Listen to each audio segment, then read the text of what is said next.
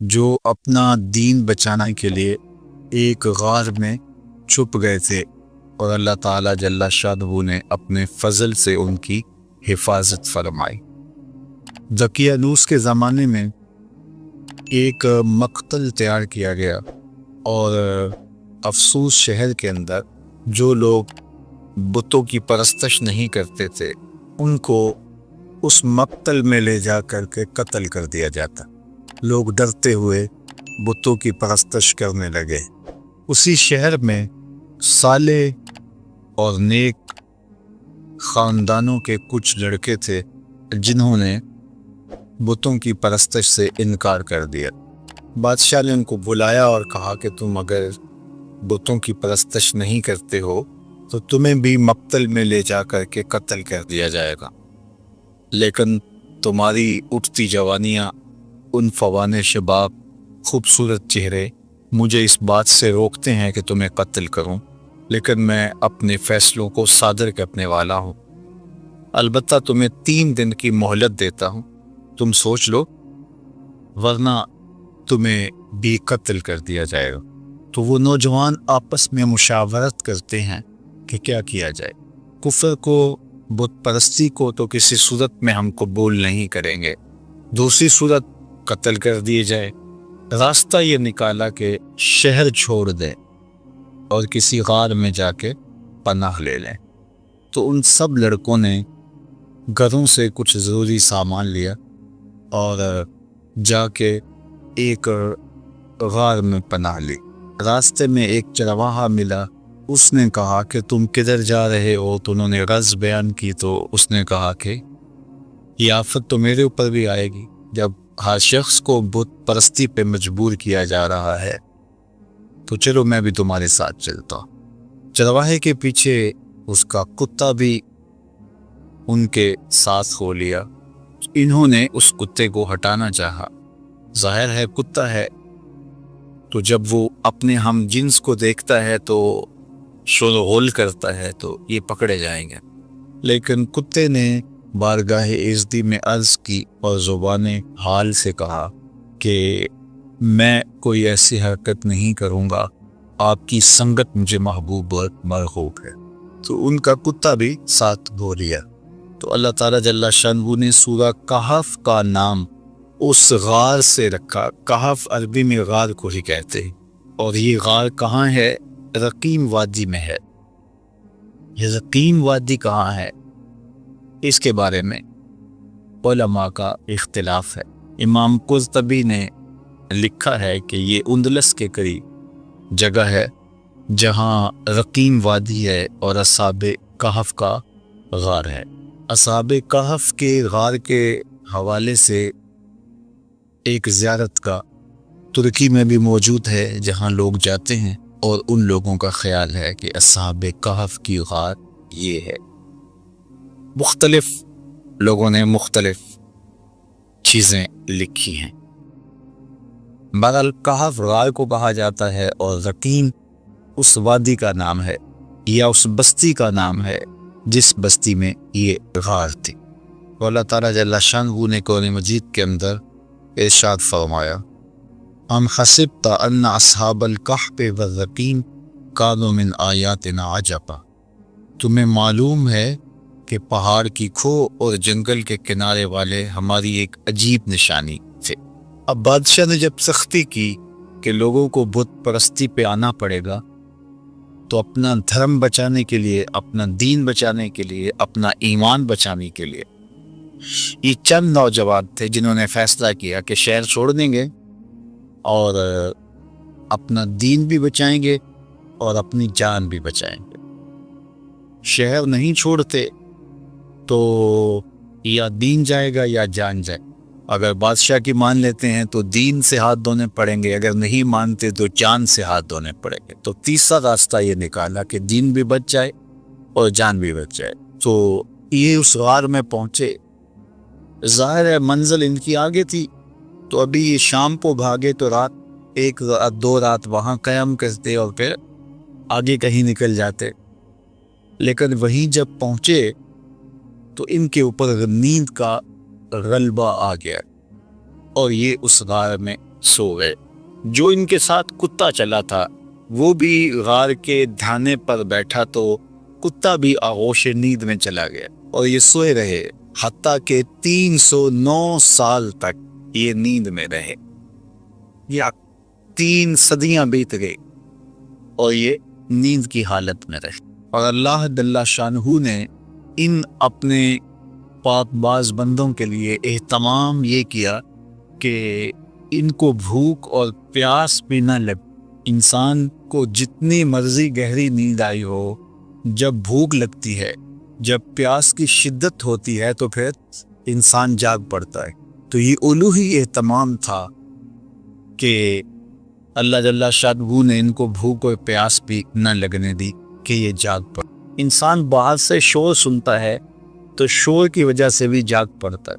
اللہ تعالیٰ جل شانہ ارشاد فرماتا ہے فَضَرَبْنَا عَلَىٰ آذَانِهِمْ فِي الْكَهْفِ سِنِينَ عَدَدًا، اور ہم نے اس غار میں ان کے کانوں پر گنتی کے کئی برس تھپکا دیے، کانوں پر تھپکا لگا دیا کہ کوئی نامناسب آواز جو ان کو بیدار کر گئی وہ بھی ان کے کانوں تک نہ جائے۔ اتنا عرصہ انسان ایک کروٹ پہ پڑا رہے تو پھر عضو بدن ساکت ہو جاتا ہے، لیکن اللہ تعالیٰ قرآن مجید میں ارشاد فرمایا وَنُقَلِّبُهُمْ ذَاتَ الْيَمِينِ وَذَاتَ الشِّمَالِ، ہم ان کی کروٹیں بھی بدلتے رہے۔ یہ سوئے رہے اور ہم اپنے فضل سے، اپنے کرم سے ان کی کروٹیں بھی تبدیل ہوتی رہی ہیں۔ اللہ اکبر۔ اب ظاہر ہے کوئی وہاں سے گزرا ہو اور وہاں ان کو دیکھا ہو تو ارشاد فرمایا وَتَحْسَبُهُمْ أَيْقَاظًا وَهُمْ رُقُودٌ، اور اگر کوئی ان کو دیکھے تو یہ لگے کہ یہ جاگ رہے حالانکہ یہ سوئے ہوئے تھے۔ اور پھر یہ بھی ارشاد فرمایا وَتَرَى الشَّمْسَ إِذَا طَلَعَتْ تَزَاوَرُ عَنْ كَهْفِهِمْ ذَاتَ الْيَمِينِ وَإِذَا غَرَبَتْ تَقْرِضُهُمْ ذَاتَ الشِّمَالِ وَهُمْ فِي فَجْوَةٍ مِّنْهُ۔ یہ جس غار میں سوئے پڑے تھے تو جب سورج وہاں سے گزرتا تو ہم سورج کو تھوڑا سا دائیں بائیں کر کے گزار دیتا تاکہ ان کے غار میں دھوپ کی وجہ سے بیداری نہ ہو۔ کیسا نیند کا اہتمام کیا گیا، کہا کانوں پہ تھپکے لگا دیے اور تاکہ شور ان کو نہ اٹھائے، اعضاء کہیں جامد نہ ہو جائیں، ہم کروٹیں بدلتے رہے، دھوپ کی شدت کی وجہ سے گرمی سے کہیں بیدار نہ ہو جائے۔ ہم نے نظام قدرت کو بدل دیا، نظام فطرت تبدیل ہو گیا۔ یہ کوئی حدیث ہوتی تو شاید کوئی اس کو ضعیف کہہ کے انکار کر دیتا کہ تم اللہ کے ولیوں کے بارے میں اتنی بڑی بات کر رہے ہو، نظام ہستی تبدیل ہو گیا۔ لیکن یہ قرآن ہے، کوئی انکار بھی نہیں کر سکتا۔ اللہ اکبر۔ وَتَرَى الشَّمْسَ إِذَا طَلَعَتْ تَزَاوَرُ عَنْ كَهْفِهِمْ ذَاتَ الْيَمِينِ وَإِذَا غَرَبَتْ تَقْرِضُهُمْ ذَاتَ الشِّمَالِ، کہا ہم نے سورج کے رخ کو بدل دیا، وہ آتا سیدھا، لیکن جب غار کی جگہ آتی، ان کا پہاڑ آتا تو یہ سورج تھوڑا سا خم کھا کے گزر جاتا۔ اللہ اکبر۔ اور پھر ارشاد فرمایا وَكَلْبُهُمْ بَاسِطٌ ذِرَاعَيْهِ بِالْوَسِيدِ، اور ان کا کتا جو ساتھ چلا تھا وہ کلائیوں کو پھیلا کر کے غار کی چوکھٹ پہ بیٹھا ہوا ہے۔ یہ بھی ایک اہتمام ہے، کوئی چرواہا گزرتا ہوا آئے تو وہ کتے کو دیکھ کر کے جو ہے وہ سائڈ پہ ہو جائے، اور کوئی جانور آئے، کوئی موذی جانور بھی تو 309 سال کا عرصہ بیت گیا، کئی موذی جانور آئے ہوں گے، گزرے ہوں گے، کتے کو دیکھ کے وہ بھی رخ بدل لیں، پہرے دار بھی بٹھا دیا۔ اللہ اکبر۔ یہ عرصہ بھی 309 سال کا، اور ارشاد فرمایا لَوِ اطَّلَعْتَ عَلَيْهِمْ لَوَلَّيْتَ مِنْهُمْ فِرَارًا وَلَمُلِئْتَ مِنْهُمْ رُعْبًا، اگر تو انہیں جھانک کر دیکھے تو ان سے پیٹ پھیر کر بھاگے، ان کی ہیبت تیرے سینے میں بھر جائے۔ ہم نے وہاں ایک خوف بھی رکھ دیا کہ کوئی اندر جھانک کر دیکھنے کی ہمت بھی نہ کر سکے۔ اللہ کے ولی سو رہے ہیں، قدرت نے الوہی اہتمام کر رکھے، سورج بھی رخ بدل کے گزر جاتا ہے، کتا غار کے دھانے پہ بیٹھا ہے، کوئی اندر آنے کی ہمت نہیں کر پاتا، ان کے کانوں پر ہم نے جو ہے وہ تھپکے لگا دیے، کوئی آواز بھی ان تک نہیں پہنچتی، دھوپ غار کے اندر جاتی نہیں ہے کہ وہ بیدار ہو جائے، بھوک اور پیاس کی شدت انہیں تنگ کرے اور وہ بیدار ہو جائیں، ایسا بھی نہیں ہے۔ اور وہاں ایک روب رکھ دیا، ایک خوفناک منظر تھا وہاں کہ کوئی وہاں جاتا تو خوف سے آگے نہ جاتا، ایک روب دل میں پیدا ہوتا تو وہ بھاگ جاتا۔ اور وہ کتنا عرصہ سوئے رہے وہاں؟ 309 سال۔ اللہ اکبر، 309 سال وہ۔ اچھا، یہ ابھی آ کے سوئے ہی تھے، کچھ عرصہ کے بعد افسوس کا بادشاہ دقیانوس مر گیا اور اس کی جگہ اس کا نیا جانشین آیا، وہ مرا، پھر دوسرا جانشین آیا، اس کا انتقال ہوا، پھر تیسرا، چوتھا، پانچواں، حتیٰ کہ وہ سارا نظام بدل گیا اور بیدروس کا زمانہ آ گیا، اور یہ نیک اور صالح حکمران تھا، اور یہ اس بات کا خیال رکھتا تھا کہ لوگوں کو عدل و انصاف فراہم کیا جائے اور لوگوں کے عقائد درست ہوں، اللہ پر، آخرت پر لوگوں کا ایمان ہو۔ لیکن ایک فتنہ اس کے دور میں بپا ہوا۔ کچھ لوگوں نے کہا کہ حشر اجساد نہیں ہوگا، یعنی قیامت کے دن پر روحیں ہوں گی جو اللہ کے حضور پیش ہوں گی اور ان کا معاملہ ہوگا، جسم نہیں اٹھائے جائیں گے، حشر ارواح ہوگا، حشر اجساد نہیں ہوگا۔ یہ مٹی کے اندر بدن مل جائے گا، گل سڑ جائے گا، تو کیسے دوبارہ مٹی سے بدن کو اٹھایا جائے گا اور پھر حشر اجساد ہوگا؟ یہ بات سمجھ میں نہیں آتی۔ مشرکین مکہ کی سمجھ میں بھی یہ بات نہیں آئی، انہوں نے بھی یہی کہا تھا، وَضَرَبَ لَنَا مَثَلًا وَنَسِيَ خَلْقَهُ قَالَ مَن يُحْيِي الْعِظَامَ وَهِيَ رَمِيمٌ، سورہ یاسین کا پھر اٹھائیے۔ انہوں نے بھی کہا کہ جب ہم گل سڑ جائیں گے، ہڈیاں مٹی میں مل جائیں گی، تو کس طرح دوبارہ ہمیں اٹھایا جائے گا؟ وہ کہتے ہیں یہ بات سمجھ میں نہیں آتی کہ ہم دوبارہ زندہ کیے جائیں، دوبارہ ان اجسام کو اٹھایا جائے۔ اور نظر بن حارث کہیں سے پرانی قبر سے کوئی بوسیدہ سی ہڈی اٹھا لایا اور ہڈی اٹھا کر کے حضور کے سامنے آ کھڑا ہوا، اور ہڈی کو، بربری سی ہڈی کو یوں حضور کے سامنے توڑتا ہے اور اس کے ریزے زمین پہ گرتے ہیں، اور ساتھ حضور علیہ السلام سے مخاطبت کرتے ہوئے کہتا ہے ان ہڈیوں کو کون زندہ کرے گا جو میرے ہاتھوں کے معمولی لمس کو بھی برداشت نہیں کر پا رہے، ان کے ریزے ریزے ہو رہے ہیں۔ آپ جو دین لے کر آئے ہیں اس دین میں یہ ہے کہ ان ہڈیوں کو بھی زندہ کیا جائے گا، تو مجھے بتائیے ان ہڈیوں کو کون زندہ کرے گا؟ قُلْ يُحْيِيهَا الَّذِي أَنشَأَهَا أَوَّلَ مَرَّةٍ وَهُوَ بِكُلِّ خَلْقٍ عَلِيمٌ۔ فرمایا محبوب فرما دیجئے یہ تو ہڈیاں ہیں، جب ہڈیاں بھی نہیں تھی، جس نے انسان بنا لیا وہ ہڈیوں کو بھی زندہ کر لے گا۔ اب تو میٹیریل موجود ہے لیکن بکھرا پڑا ہے، میٹیریل ہے، کمزور ہو گیا ہے، تو جب یہ ہڈیاں بھی نہیں تھی تو جب امر کن سے اس نے ہڈیوں کے بغیر انسان کو کھڑا کر دیا اور ہڈیاں پیدا کر دی، تو اب تو ان ریزوں کو جوڑ کے بنانا ہے، بکھرے میٹیریل کو جوڑنا ہے، تو اس کے لیے کیا مشکل ہے؟ تو بہت سارے لوگوں کی بات یہ سمجھ میں نہیں آتی، وہ کہتے ہیں کیسے ہو سکتا ہے؟ اللہ اکبر۔ تو اس زمانے میں، بیدروس کے زمانے کے اندر، یہ 300 سال کا عرصہ ہے دقیانوس سے بیدروس کے زمانے کا، مورخین نے لکھا ہے۔ تو اس زمانے میں حشر اجساد پہ بات ہو رہی تھی اور لوگوں کے دو گروہ بن گئے تھے۔ ایک طبقہ کہتا تھا کہ جسم بھی اٹھائے جائیں گے اور روحوں کو تو موت نہیں ہے، اور دوسرا طبقہ کہتا ہے کہ نہیں، جو گل سڑ گئے مٹی میں وہ کیسے اٹھائے جا سکیں گے؟ 3 دن کے بعد تو بدن پھٹنے لگتا ہے اور کچھ عرصے کے بعد ہڈیاں بھی گل جاتی ہیں، تو کس طرح جو ہے وہ دوبارہ اٹھایا جائے گا مرنے کے بعد؟ ہاں، روحوں کا حشر ہوگا، اجساد کا حشر نہیں ہوگا۔ یہ اس بحث میں پڑے ہوئے تھے، شہر میں یہ ہنگامے تھے، اس عنوان سے مناظرے تھے، طبقات تھے، اور ملک بیدروس بہت پریشان تھا کہ کس طرح قوم کو سمجھایا جائے۔ اور ادھر ان اللہ کے ولیوں کو سوئے ہوئے 309 سال بیت چکے تھے۔ اچانک ایک کی آنکھ کھلی، پھر دوسرے کی کھلی، تو چند لمحوں کے اندر یہ سارے جاگ کے بیٹھ گئے۔ اب بیٹھے ہی تھے کہ بھوک کی شدت محسوس ہوئی، اور جب شدت محسوس ہوئی تو کہا کہ جاؤ کوئی شخص چھپ چھپ کے جائے اور جا کے ہمارے لیے کھانا لے آئے، اور دیکھے کہ کسی کو پتہ نہ چلے۔ پہلے تو پریشان ہوئے کہ ہم کتنی دیر سوئے ہیں۔ بعض نے کہا دن کا کچھ حصہ سوئے ہیں، رات کو آئے تھے اور اب چاشت کا وقت ہے تو بس ہم کافی دیر سے سوئے ہوئے۔ بعض نے کہا نہیں، ہم شاید پرسوں سے سوئے ہوئے ہیں۔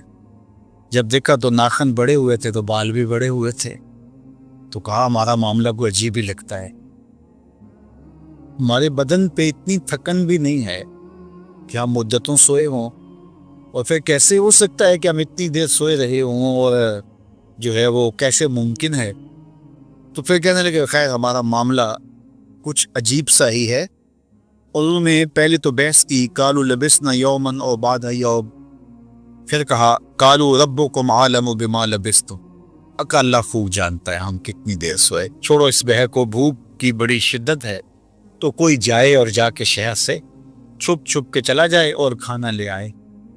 تو ان میں سب سے سینئر اور بڑا جو شخص تھا تو اس کا نام حضرات مفسرین نے یملیخہ لکھا ہے، تو اس کو انہوں نے جو ہے وہ سونے کے سکے دیے اور کہا جاؤ تم جا کے شہر سے کوئی کھانا لے آؤ۔ یہ جب شہر کی جانب بڑھا تو شہر کا دروازہ، عمارات ساری بدلی بدلی دکھائی دی۔ ابھی کل ہی تو نکلے تھے اور ماجرا کچھ اور تھا، آج عمارتیں کچھ اور ہیں۔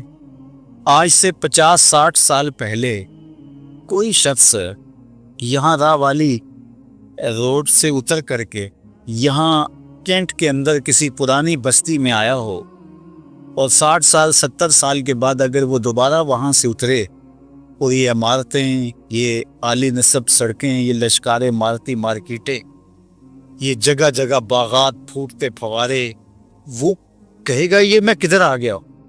میں 80 سال قبل آیا تھا، یہاں تو یہ بستی ہوتی تھی، یہاں قبرستان ہوتا تھا، یہاں پیپل کا درخت ہوتا تھا، یہاں برگد کا سایہ دار گنا شجر ہوتا تھا، یہاں کنواں چلتا تھا، یہاں کھیت تھے، یہ کیا منظر ہے؟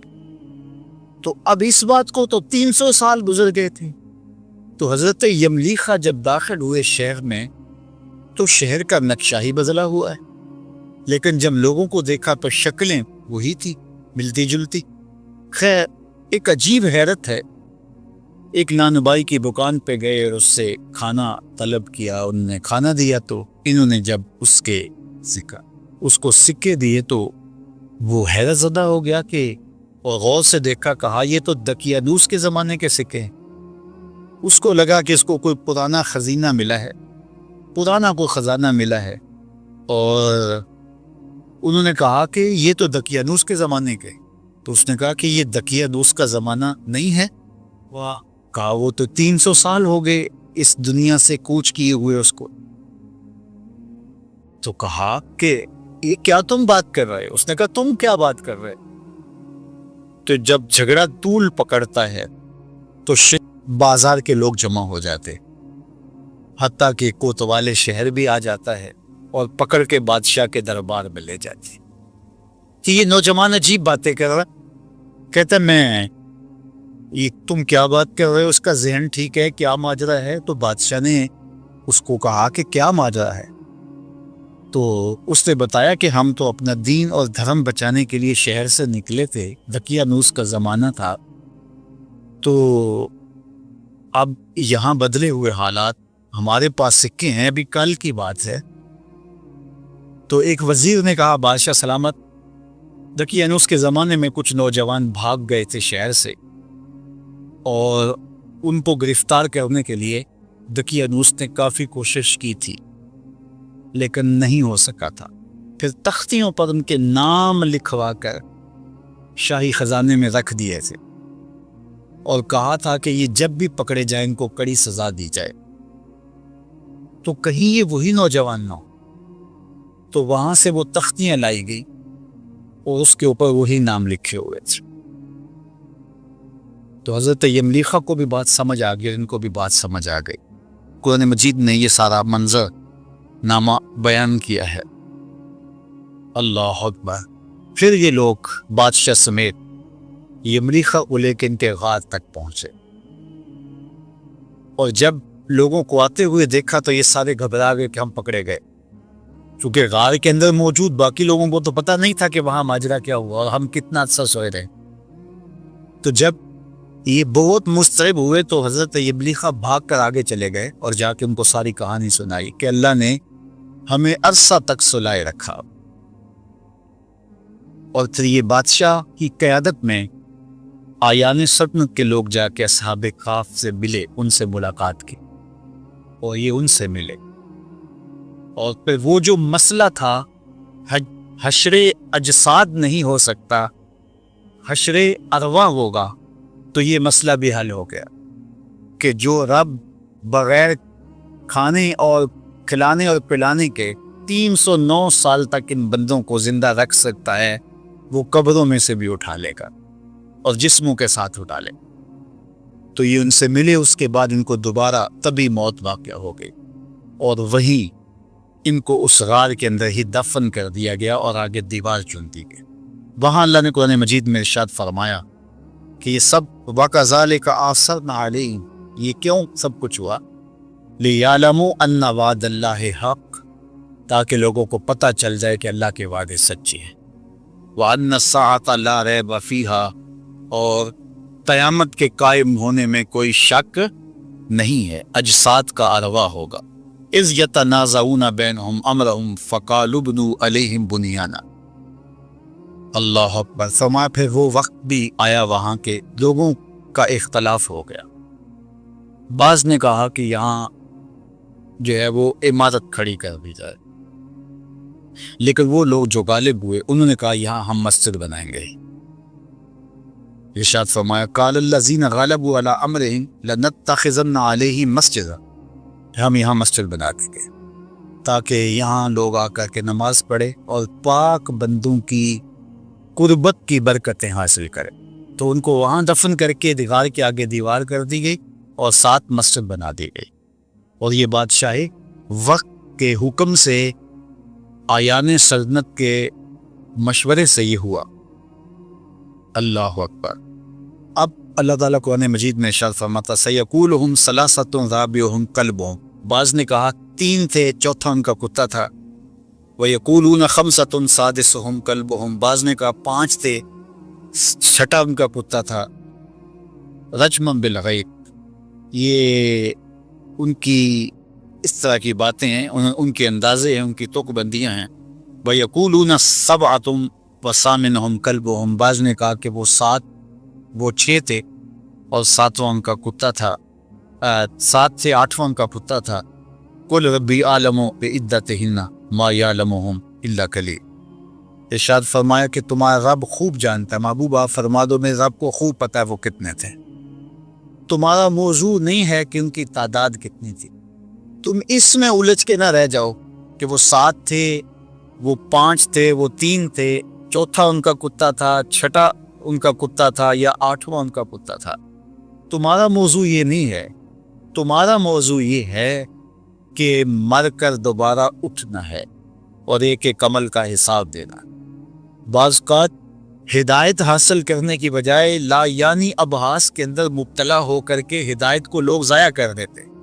تو کہا کہ تمہارا یہ رب خوب جانتا ہے وہ 3 تھے یا 5 تھے یا اس سے زیادہ تھے, تمہاری کیا غرض, جتنے بھی تھے تمہاری نظر اس مقصد پہ ہونی چاہیے تھی کہ انہوں نے کفر کو قبول نہ کیا اور شہر چھوڑ دیا, پر تمہاری نظر اس پہ ہونی چاہیے کہ 309 سال تک بغیر کچھ کھائے پیے وہ زندہ رہے اور اللہ نے ان کو اٹھا لیا, تو تمہیں بھی حشر کے دن اٹھا لے گا. اس کے لیے جو ہے وہ کوئی مسئلہ نہیں ہے.